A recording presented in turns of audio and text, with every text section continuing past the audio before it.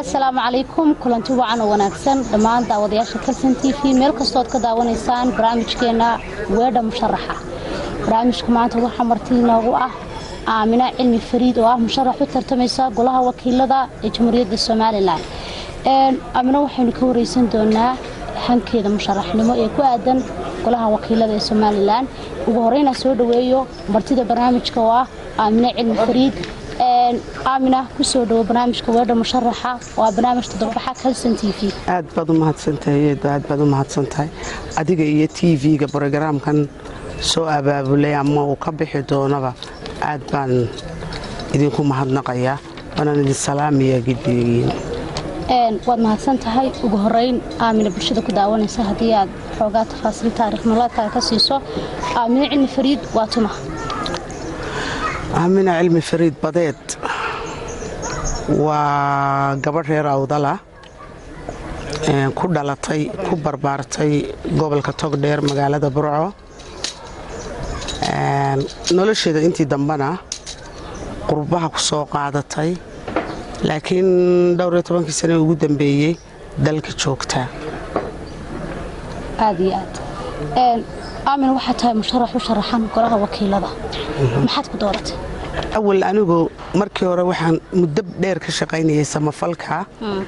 oo aan ku dhex jiray anigoo samafalkii ku dhex jira waxaan waxa weeyaan hawo ama markaad aragto baahi siyaasadeed oo meesha taala waxaan arkay in loo baahan yahay haweenka reer Awdal inay ka mid noqdaan ama iyaga laftirkooduba koraan masraxa siyaasadda waxaan runtii anigu shakhsi ahaan ku doortay waxaan isla malaha meesha kaliya ee aad maanta gobolkaad u dhalatay ee aad ka soo jeedo aad ka caawin karta ama aad wax ugu qaban kartaa waa inaad lafdhabarta dalka oo ah baarlamaanka inaad ka qayb gasho siiba waxyaabaha igu sii bushkareeyay ee igu kalifay waxa weeyaan saami qaybsiga goldaloolooyin siyaasadeed oo badan oo aan arkayo marka kullaytaba han siyaasadeed baan lahaa muddo dheer hankayga siyaasadeedna maanta ayuu ii hirgalay insha Allah ilaahayna waxaan ka baryay inuu igu guuleeyo aniga inta kale la midaba aad mahadsantahay guud ahaan haweenku siyaasadda Soomaaliland way ku yaryihiin gaar ahaan marka laga hadlayo golaha wakiilada adigu waxa tahay gabadha qoraga sharaxan golaha wakiilada gobolka Awdal maxaad isleedahay sababta loo helwaamo musharaxiin badan oo waqti xaadirkani yaani u tartamo xilkaasi ama marka horeba aan u sii joogin horta waxaan ahay gabadhii labaad ee gobolka Awdal iska soo sharaxda baarlamaanka waxa iga horeysay in adeertay Ikraan Xaaji Daawud Warsame oo ku guuleysatay gashayna golaha baarlamaanka anigu qofkii labaad baan ahay laakiin dhibaatadu waxay ka taagan tahay garbis fara badan baa jira aniga laftirkayga wala ii taag waayay aan idhaahdo wala iloodin waayay aan idhaahdo xaq baan ku taagnaa ii hiiliyay aan idhaahdo wax badan baa la isku dayay in la garbiyo la riixo marka dhibaatadu waxay ka taagan tahay nimankii ama siyaasadda ha ku jiraan ama dhaqanka ha u ahaadaan gobolka يعني inta ugu badan anigu eedda waxaan saarayaa siyaasiyiinta gobolkay doonaan baa ka soo jeedaan iyo golaha dhaqanka ee u diidan inay haweenku soo koraan salaanka siyaasadda siiba gobolka Awdal uu ka sii xaq jiraaba wax la qaatay imka gobolada kale berbero oo kala saaxil afar shan maaqa wax ka sharaxan abla baarlamaanka meesha lagu yiraahdo Hargeysa sida oo kale marka waxa jira hablo badan oo han siyaasadeed loo gobolka Awdal ka soo jeeday oo qaar lagu yiraahdo habar iyo duca kala doorta oo qaar yani dumarkii waxaa lagu ridayaa cabsi tarar baa lagu ridayaa cabsidii waxay noqonaysaa markaa qofku inuu is yidhaahdo waa lagu habaariyo waxbaad noqon isagoon cidna dembi ka gelin isagoon cidna maxay haytoyeen dhibaato u geysan marka problemku wuxuu ka taagan yahay siyaasiyiinta ka soo jeeda gobolka Awdal iyo oday dhaqameedkoo dhan maaha for example aniga caaqilkayga guud ilaahay hibiya karaamaha saare wadninka ii hiiliyey garab istaagay waana caaqilka guud ee reerkayga laakiin in ka mida iyo siyaasiyiintii gobolka ka soo jeeda oo iskaashaday baa waxay ku tala galeen qofkii wax ahba inay khadka dhaafiyaan aad iyo aad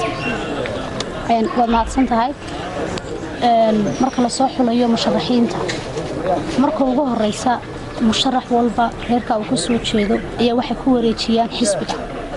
xisbiga markaa musharaxaasi ka tartamayo arrintaasi caqabad ma ku tahay dumarka hanka siyaasadeed leh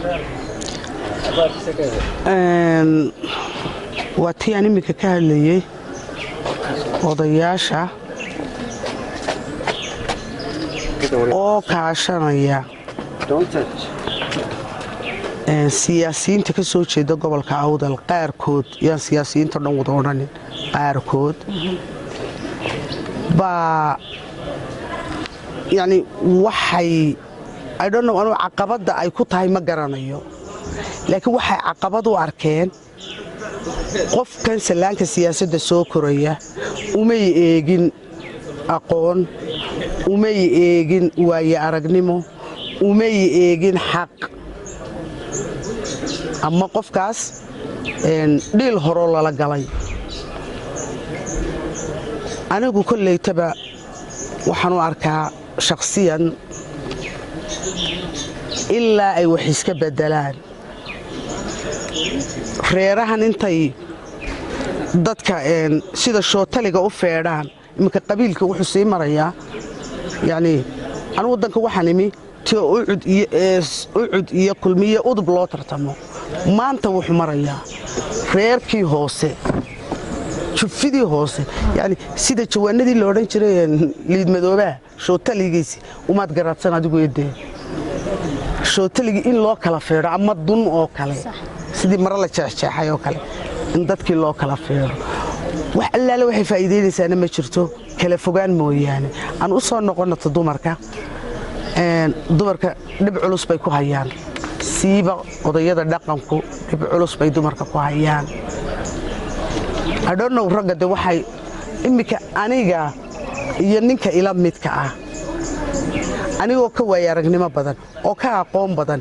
oo ka karti badan iyo waxa lagu reebayaa dumarnimo waana wax dhaqan ah kollaytana loo baahiyey wax badan laga bedelo wax badan in laga bedelaa loo baahiyo bulshadu ay ku baraarugto waayo waxa codayaba oo dumar iyo dhalinyaro inta codaysaba waa dumarka iyo dhalinyarada maba codayaan odayadan wax findhicilaya maba codeeyaanba waad mahadsan tahay aamna muxuu yahay qorshahaad rabta inaad ku matasho gudahaan reer Awdal qorshaha aan doonaya in reer Awdal ku matalaa waxa weeyaan doonista reer Awdal iyo ku matali doonaa anigoo matalaadaba ku matali doono waxa ay iyagu doonayaan matalaadaba ayaan ku matali doonaa waxa ay iyagu doonayaan aad iyo aad doonista reer Awdal haddii aan sharaxno maxay noqonaysaa doonista reer Awdal waxay noqonaysaa inay helaan for example dawlad loo siman yahay oo noqoto saami qaybsiga haddii laga hadlo oo kale 82 xildhibaan baynu ku leenahay 13 marka baahi kale oo waxa jirta ma dheelitirnaa for example 3 wasiir oo kale Awdal 3 wasiir marka la qaybiyo maxay haytay aad imika sawirka guud ee adeegto dawladda ama haykalka dawladnimo waxa fiican inuu isu dheelitiran yahay waayo waxaynu ku salaysannahayba waa qabaa'il markii horeba qabaa'il isu yimi iyaynu ahayn maadaamanu qabaa'il isu yimi ahayn inaynu yani si xaqa wax u qaybsanno oo aynu wax wada lahaanno wax wada lahaanshaha waxaa u ah tiir udubdhaxaad waxa inay dadku wax wada yeeshaan cadaaladda sinaanta yani in loo sinaado in la qaybsado wixii yimaadaba in la wada qaybsado hadda iminka dawladda kulmiye ee taagan waabay sii dheelidayba aad bay u dheeliday waxaanan u malaynayaa in maxay ahaytoy reer Somaliland dhibi halkaa ka soo waajihi doonto oo in badan oo dadka ka mid ah waxa disappointment ku riday dheeligaas siiba dadka reer Awdal reer Sool iyo in badan oo kale arinta saami qaybsiga waa arin aad u soo noqnoqotay kana mid ah tabashooyinka ugu waaweyn reer Awdal qabaan adigoo aamin ahaan haddii baad ku guulaysato inaad tagto golaha baarlamaanka maxaa kaaga qorshayaala wallaahi arintaasu waxa weeyaan arin qof kasta oo damiir leh taabanaysa waxaanan qabaa haddii la helo mowqif daacad laga yahay oo qofku xusbiguu doonaha ku jiro ama udub ha ahaado ama kulmiye ha ahaado ama ucid ha ahaado dan guud baa jirta gobol waliba dan guud buu leeyahay marka anigu I believe haddii xildhibaanada u soo baxa baarlamaanka sanadkan 2021ka ay noqdaan xildhibaano ka tayo fiican xildhibaanadii hore inay wax weyn isbedeli doonaan anigu si aamin ahaan qorshaygu waxa weeyaan inaan mar walba taageero una ololeeyo sidii loo heli lahaa maxay ahaytoy sidii loo daweyn lahaa tabashada Awdal ay u iman lahayd saami qaybsi cadaalad iyo sinaan ku dhisan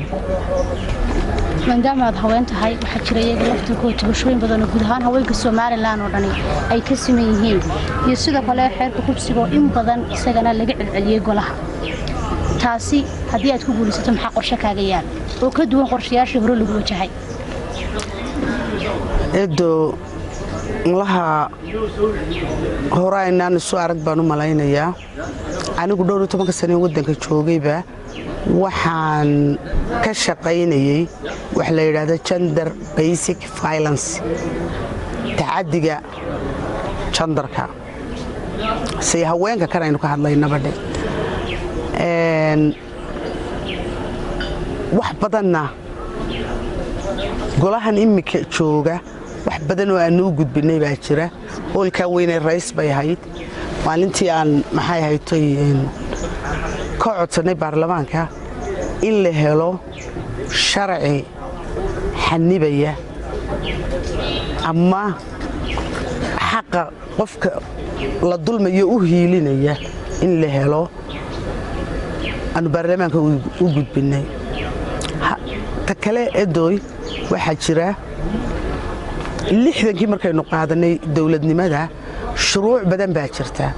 sharcigii wuu yaalaa shuruucdan imika inagu aynu ku dhaqanana inta badan waxa laga soo minguuriyay kii aynu samaysanay sharciyadii aynu samaysanay 1960kii marka sharcigan wuu ku jira laakiin waxa la joojiyay fulintiisii implementationkii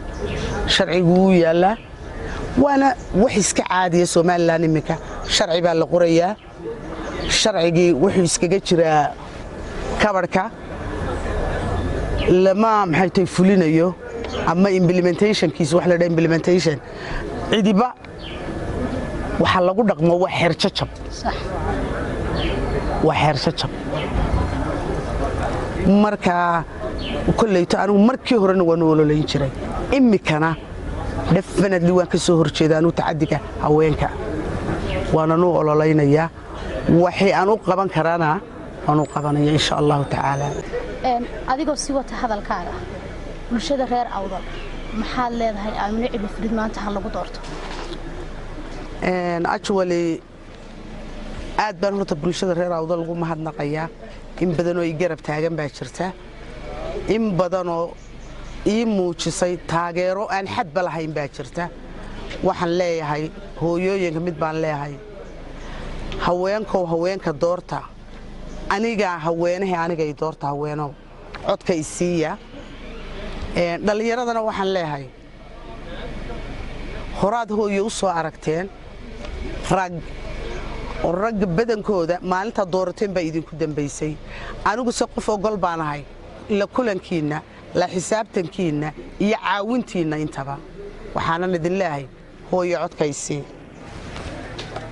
aad baad mahadsan tahay Aamino Cilmi Fariid ayaa barnaamijka Weedha Musharaxa martii noogu ahayd. barnaamijka waxay la socodsiinaysay anigoo nasteexayeed weyna. intaasi ayaynu ku soo gabagabaynaynaa. waxaan u mahad celinayaa Abiib Askar oo dhanka kamarada iyo farsamada iyo waxba inoo habeeyay. aad buu mahadsan yahay. tan iyo intii lagu kulmi doono barnaamij noocan oo kale ah waxaan dib uga tegayaa. assalaamu calaykum.